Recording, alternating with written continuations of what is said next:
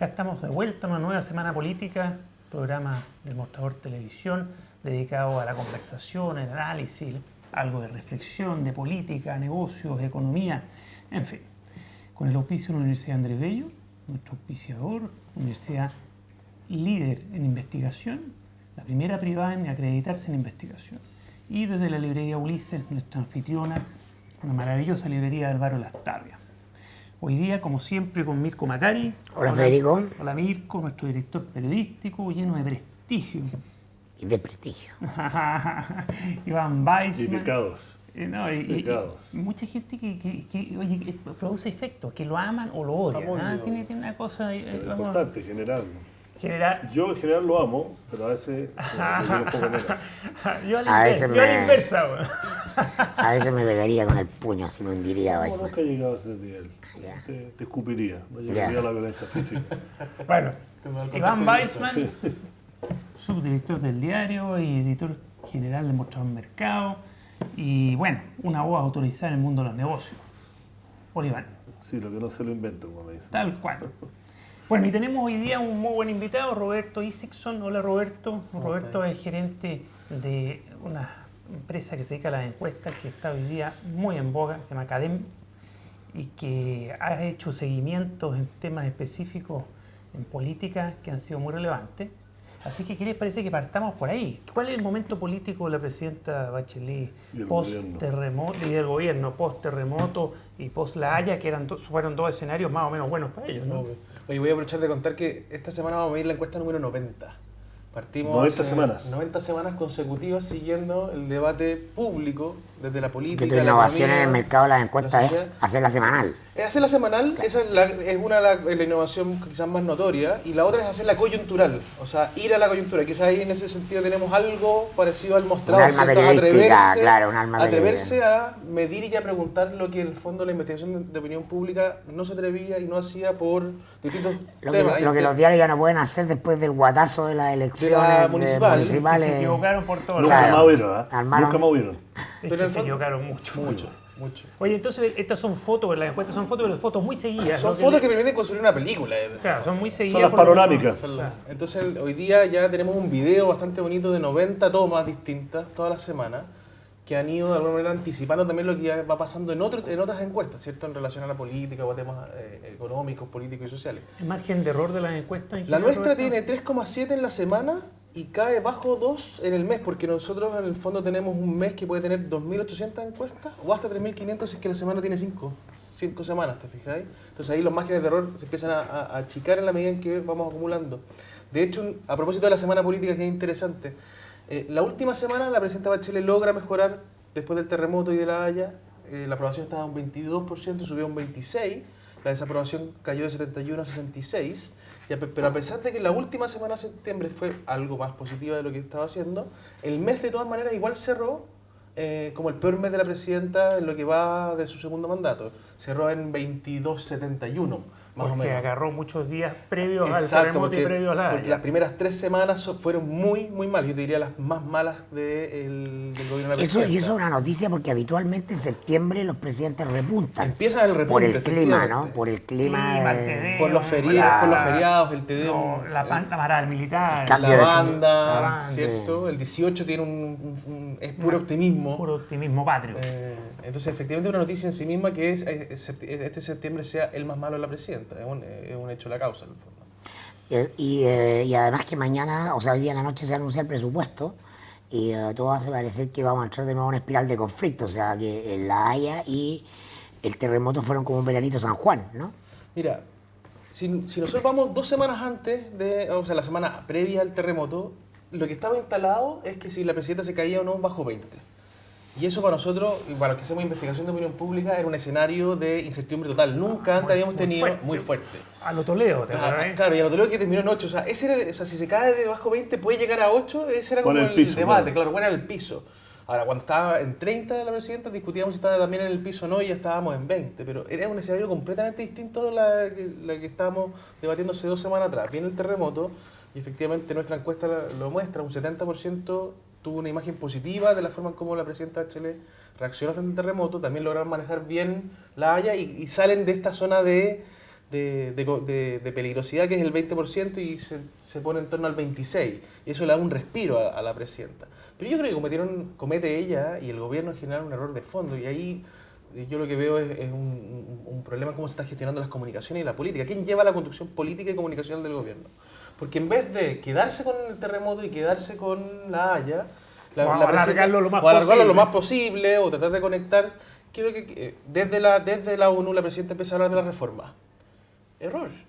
O sea, desde el espacio de la ONU, la presidenta aprovecha su oportunidad para hablar de educación, para hablar en el fondo, de su programa de gobierno y que va a decir antes, y eso vuelve a la atención. Sí, cerrar el capítulo terremoto, cerrando el capítulo... Y lo que ha hecho muy mal, creo yo, es que desde el punto de vista 100% político, es que ni siquiera ha apuntado a firmar su apoyo duro, su voto duro, porque dentro de la misma coalición de la nueva mayoría que le apoyó, ya perdió y el fuego amigo fuerte de lo que sería la parte más del centro, la DC. Y al mismo tiempo la parte más progresista de su coalición todavía ve estos cambios como algo con mucho escepticismo.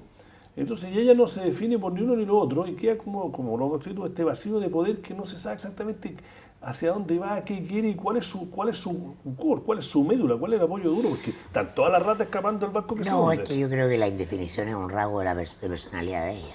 Sí, O sea, no puede haber un gobierno que se construya al margen del alma del gobernante. Ahí hay varios sistemas presidencialistas como este. Y ese es el grave problema, sí. O sea, la crisis del gobierno de Bachelet, y por supuesto que estos temas se omiten, ¿no? Es la crisis de la monarquía presidencial chilena. ¿Ah? Es decir, cómo nos hemos dado un sistema que hace descansar toda la construcción del gobierno y la elaboración de la agenda en una sola persona. Esa es una idea literalmente decimonónica, ¿no? Entonces esto se engancha con el fenómeno de la Haya, ¿no? El tema de la mirada legalista respecto a los problemas que tiene la política exterior chilena, que está capturada, secuestrada por abogados, por especialistas jurídicos, por asesores, por juristas de gran nivel. Eso habla de las limitaciones de formación de la élite, o sea, que las élites reproduzcan hasta hoy día el modelo portaliano de gobierno, ¿no? Es parte de nuestro subdesarrollo exitoso. O sea, tenemos que esperar una crisis del calado de la que estamos viviendo, y ni siquiera así alguien dice o alguien reflexiona desde el poder con algún grado de seriedad sobre la crisis de la monarquía presidencial chilena. Es decir, algunos más aventajados, los Gerardo Arriagada, los Alamán, en los 90 algo esbozaron, ¿no? Pero Lagos lo tiró por el suelo con su presencia, y hoy día esa misma élite apunta a reforzar la imagen de la monarquía presidencial con alguien que esté a la altura de la monarquía presidencial, en vez de decir, oye, no son tiempos para monarquía presidencial, el poder tiene que diseminarse, tiene que organizarse de manera... El temor a la instabilidad, los gobiernos parlamentarios en Europa, cuando son débiles o tienen problemas, caen y al tiro pasa a otro. Entonces, la condición de estabilidad de las sociedades es la inestabilidad de la política, que en el fondo es la flexibilidad de la política, pero estamos tan pétreos. Lo mismo pasa con el fenómeno La Haya, expresa una cancillería que es básicamente un botín de guerra del gobierno de turno para poner a todos sus caudillos que les fue mal en las elecciones y premiarlos con embajadas en el extranjero, que está dominada por abogados, ¿no? Que apelan a la cultura jurídica de principios del siglo XX. Sí, el argumento de que los tratados son inamovibles es Versalles, ¿no? El derecho a los tratados, tú eres abogado, los tratados de derecho internacional público. Eso es posterior a la Primera Guerra Mundial. Se ha evolucionado la complejidad del derecho en el mundo y no tenemos capacidad de entender que Evo Morales está planteando un tema de justicia, de valores.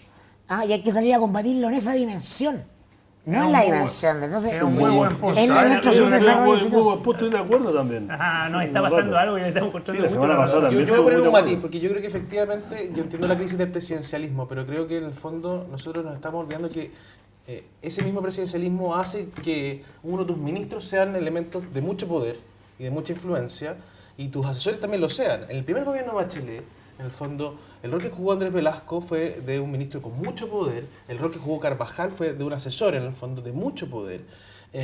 También, de cierta medida, Vidal jugó ese rol también con mucho poder.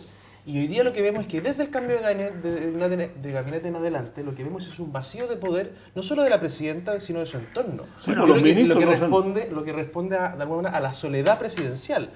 Esta estrategia que tiene hoy día la presidenta Bachelet de victimizarse, levantando el tema de que ella no va a renunciar, de que no tiene problemas de salud, Que hay De la sedición. sedición, de la sedición, en el fondo. Sí, ya se pasó como 3 pueblos, Pero 4 se pasó pueblos. 4 pueblos y ahí lo que te demuestra es que no hay una estrategia comunicacional, porque yo entiendo que ella lo que está tratando de hacer es algo que le ha salido muy bien, muy naturalmente en el pasado, que es victimizarse. Pero se pasó 4 pueblos en la victimización. Sí. Y eso le genera, en el fondo, la teoría de comunicación lo que dice es que tú mientras más instalas un tema, más se te queda en la cabeza. O la opinión pública más se lo fija. Volvemos.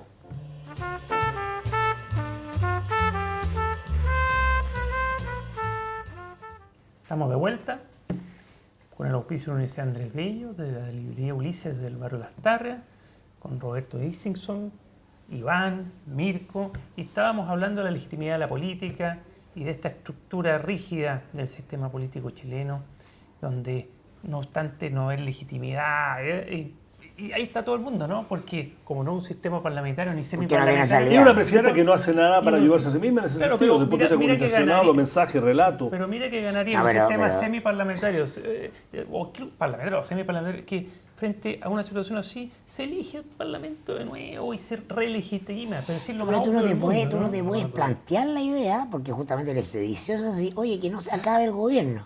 Si estás en Inglaterra, tú dices que se acabe el gobierno, se acaba y viene otro. Y más no, pero acá no, esto ya es del Vietcong.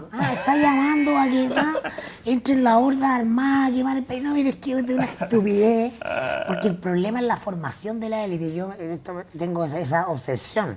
Hay demasiados abogados y economistas, entonces no entienden de otras cosas, no entienden el mundo, la complejidad del humanismo. La dictadura fue nefasta al eliminar la humanidad de las universidades, ¿no? De la católica, las humanidades son secundarias, ¿no? No tienen ninguna importancia. La filosofía, ¿no? La ciencia. A Chile le sacaron las pedagogías. Sí, entonces la élite están carentes de perspectiva. Del tema. ¿Qué va a pasar? Porque se me acordé mientras conversamos con la derecha. ¿Qué pasa con Piñera? ¿Sobrevive Piñera al lío judicial? Porque como nadie espera mucho de él, pareciera que es incombustible cada vez que le encuentran. Que una tesis de Isingson. Que la dijo en el mostrador que la gente ya tenía asumido que Piñera jugaba al límite, por lo tanto no lo sorprendía ni lo castigaba. Como el señor Teflón, no le golpea nada. No, pero... Sobre esos temas, ¿cuál es tu, yo creo que Piñera tiene otras debilidades que son muy reconocidas. Yo creo que tiene un problema con los estratos más bajos, clase media baja y baja, tiene un problema de confianza. Y, claro, es como Pepe Cortisona en ese mundo. Pero, un poquito. Pero en estos temas que pareciera estar rayando sobre la legalidad o legitimidad de ciertos actos económicos, sobre todo, es su historia... La gente como que se lo perdona, es un fresco total, oye, una frescura claro, más, yo creo que la gente lo lee más como pillería, no sé si o sea, en el fondo es como propio de su Pillín, una vez un empresario cercano a él me dijo, mira, no es ladrón y tampoco es pillín. Es pillín, claro, y sí, yo creo pero que se perdóname, lee todo esto, forward, oye, y estos pagos a sus ejecutivos con platas recolectadas para campaña, eso es mucho más que una pillería. Pillona, Claro, ahora... Es parte de la historia de Piñera, en el fondo. Yo no sé si esto es más significativo que de lo que fue el Banco Talca. Es su biografía, claro. Es su biografía. Y yo está creo que lo elegimos en el 2010 conociéndole ese perfil. Ahora, en su defensa, yo entiendo que él estaba dedicado a la campaña cuando esto ocurre. En el fondo estaba desligado de la administración propia. Y yo creo que eso también la gente lo debería reconocer. Ahora, lo que muestran las encuestas es que hasta ahora, o lo que se ha dado a conocer hasta ahora, el caso de las boletas de Aguirre u otros, los forwards, no lo han tocado. O sea, no le han generado una caída en su yo voy a discutirte eso, porque mañana formalizan a Santiago Valdés, que es su mano derecha en campaña. Su mano derecha en Bancart, ¿no? Y además fue su administrador electoral. Sí, yo creo que las relaciones de Piñera, esto lo escribió muy bien Genaro Redal en Micromanagement. Piñera gestiona todos sus asuntos, todos pasan por él. Si uno lo conoce. Como me resulta inverosímil que Bachelet no supiera que Peñalillo tenía un comando montado desde mucho antes, por la lógica secretista de célula de izquierda, la clandestinidad de Bachelet la explica. Y lo de Piñera es lo mismo, él no tiene formación, él no es un economista, él es un gestor de negocios y de intereses directos, y siempre su manera de actuar fue la cabeza con 10 cabros mega inteligentes. Uno de estos era Santiago Valdés, y así operó en los negocios. Así es. Y la llevó a la política su modelo de negocio. Exacto. Entonces creo que los dos están comprometidos. En el caso de ¿Tú piensas Piñera, que va vamos a ver afectar si... esta formalización de Valdés lo puede llegar a agarrar? O sea, está entrando el agua al bote, po. Es que es lo mismo, mira, es lo empieza a mismo que entrar el agua al es bote. que yo creo que porque- el mismo tema del caso Soki, ¿no? Si Valdés, que es hijo de un íntimo amigo del de presidente... Fabio Valdés, compañero Claro, en el compañero, colegio, claro, en pero- el entonces el del tema claro Borinino. acá es, si Valdés canta, Piñera cae. Si Conte se canta, Ponce cae. Yo creo que hay un cierto nivel de lealtad, una apuesta que va a haber una multa, pero que no Si va a ir preso. Peñailillo canta, Cae, Bachelet cae. Claro. Yo tengo la impresión de que Piñera va a zafar de esta, y tengo la impresión de que va a terminar siendo el candidato presidencial de la centro-derecha. Es que si zafa, todo indica que va a terminar siendo, Yo creo ¿no? que el claro, candidato. esa es la sensación que tengo por su historia y por lo que ha pasado el último tiempo, en el fondo. Yo creo que el candidato de la centro-derecha va a ser Lago, pero bueno. Ah, ese es otro tema. bueno, Ese es eso un se tema- dice también, ¿no? Ese va a ser, Lago va a ser candidato de la Pero significa única que- derecha, que es la derecha real. Es que la derecha económica, lo que Sí. es las lucas, ¿no? Es que Claro. quieren la estabilidad, el partido del orden en su más Sí, bueno, pura la expresión. red. Y Lago sería un muy buen candidato de ese partido. Sin creo, duda, ¿no? sin duda. Si Yo no creo fuera que- yo por- creo que hay un fe- ahí Si no hay- fuera por la edad que tiene, pero... Yo Lago, creo- Lago yo- expresa respecto de Piñera el etos presidencialista y autoritario, que el alma de la derecha chilena, porque el neoliberalismo, el éxito en los negocios no es el alma de la derecha chilena, es el autoritarismo, ¿no? Patronal. Y el patronal, las fuerzas La hacienda antigua, ¿no? hacendal. Yo creo que Lago va a ser el gran protagonista del debate presidencial, al menos hasta marzo del próximo año. O sea, yo creo que vamos a estar muy atentos todos a lo que hace, a lo que no hace, lo que dice, lo que no dice, a si es que se aventura, si se abre una primaria, ¿te fijas? Van a surgir, tú como experto en encuestas y ves cómo han ido evolucionando unos personajes, entre otros Jackson, en fin. ¿Va a surgir alguien? ¿Se ve que surge No. alguien o no? Mira, nosotros hicimos un análisis bien entretenido con otro medio, con La Que Pasa, que es que en el fondo miramos la historia desde las encuestas, la historia electoral desde las encuestas. Y lo que nos dimos cuenta es que en las últimas 5 elecciones presidenciales, quien está ganando en las encuestas en marzo del año municipal, o sea, el próximo marzo, ha terminado siendo el presidente de la República. En las últimas 5. Wow. Sí, Eso- pues, sí, eso es así. Eso significa una cosa, lo que significa es que en el fondo Si la opinión foto de ahora pública- sería en marzo, si hoy día estuviéramos en marzo del próximo año, ¿quién estaría siendo presidente de la República? Es una gran pregunta. Yo no he visto datos sobre eso, pero tengo la intuición de que si me ponís un orden, yo creo que Meo. Piñera... Meo está- va- yo creo que Meo va Piñera a hoy día Veo está- el que está un Me va punto buscando. arriba. Yo creo que hoy ¿no? día... No, yo te diría que hoy día Piñera está sobre Marco. Yo creo que a Marco le ha pegado, le ha afectado mucho más. Es que fue muy fuerte lo que le se está ha pegado- pasando. Es muy fuerte lo que le está pasando, ¿no? Y creo que Piñera también tiene el envión de la película Los 33. ¿te fijas? Hay un ciclo un poquito virtuoso sobre Piñera en la foto de hoy. Creo Pero además creo que da- los medios se omiten de darle a Piñera, pues no se omiten de darle a Marco, los medios de la élite, o sea, no nos perdamos si los medios son parte del escenario del poder. Y lo otro El que control de complica, medios Marco- del piñerismo es mucho mejor que... Y lo otro que complica a Marco en términos de encuestas es la erupción de Lago, porque en el fondo Lago le quita un porcentaje a Marco, natural. También le puede sacar algo a Piñera, pero es natural que le saque un pedazo a Marco. Entonces hoy día tenemos una centroizquierda dividida, en el fondo, en intención de voto, si uno quiere, entre Lagos y Marco. En cambio, Piñera está solo al frente. Ahora, todo esto va a estar Los Sandón un poco lo está molestando, pero... Yo creo que Sandón no reúne, lo dicho, creo que es interesante lo que puede hacer Sandón en el futuro, pero creo que él no reúne las condiciones objetivas para ser candidato presidencial. Conocimiento en torno al 50%, su adhesión está, su imagen está construida no desde su sector.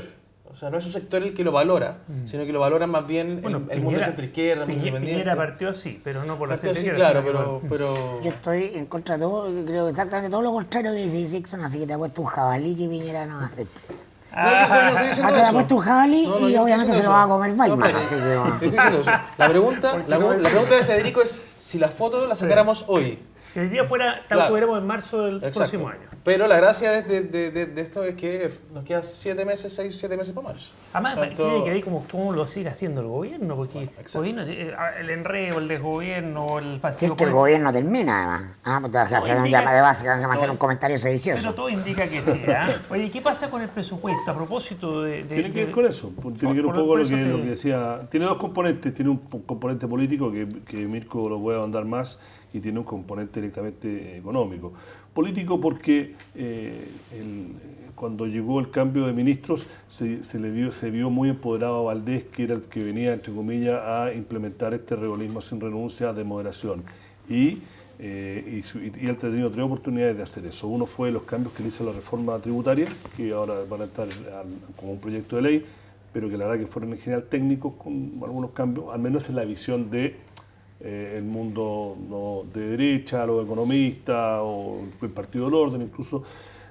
Después la reforma laboral, que él se la jugó bastante y hasta el momento, a pesar de que él lleva la batuta, en los hechos no se refleja una moderación, estoy hablando desde el punto de vista de cómo lo ve el mercado, ¿no? Usando un eufemismo.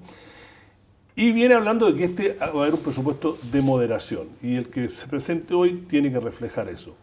¿No? Entonces ahí va a ser el sello si realmente él cuán influyente es en un gobierno que no se sabe que hay un vacío de poder. Y Mirko puede andar más en ese aspecto. Ahora, el aspecto económico es muy importante. Hay un montón de factores, Brasil, China, pero de hecho la causa es que el mercado la plata manda. Y tú puedes decirlo. Y los spreads de los bonos chilenos que reflejan la confianza que tienen los inversionistas extranjeros en comprar la deuda chilena se ha disparado. Hay un montón de factores que haciendo siempre no tratamos. Y otro mercado que es mucho más el timbero, el riflero, que es el de Credit Default Swaps, que es CDS, que es un seguro para asegurarte que si la deuda de un país quiebra, a ti te van a pagar igual. Hay un mercado que es paralelo, que se llama el Credit Default Swap, que es el índice de riesgo país. Y el riesgo país de Chile, sigue siendo el más seguro en América Latina, que también se ha disparado. No, es un mercado que no es tan líquido. ¿Y qué refleja eso? ¿Y cómo refleja eso? Porque el gobierno lleva 8 años endeudándose y la regla fiscal se está convirtiendo en un mito.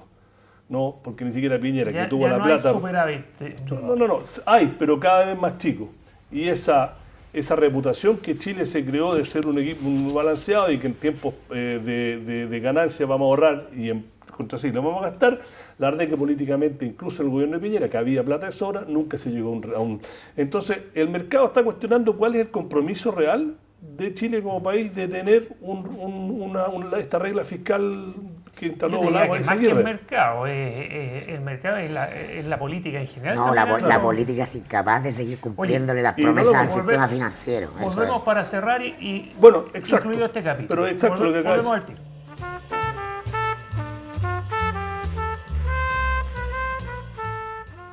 Bueno, vayamos cerrando este capítulo de la Semana Política. Estábamos hablando del presupuesto y la dificultad de que la clase política... Que se está cuestionando por primera vez esta regla fiscal y a... Mirko hizo un punto muy bueno al final.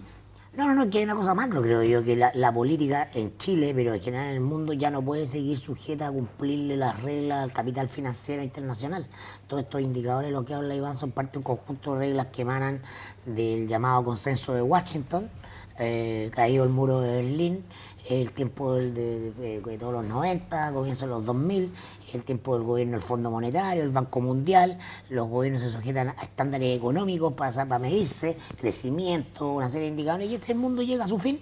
Con el 2008 la especulación financiera deja de ser el ente actor de la política y la política se está remolarizando y se está revalorizando en función de otras cosas y la economía pasa a ser economía política, vuelve a ser lo que siempre fue.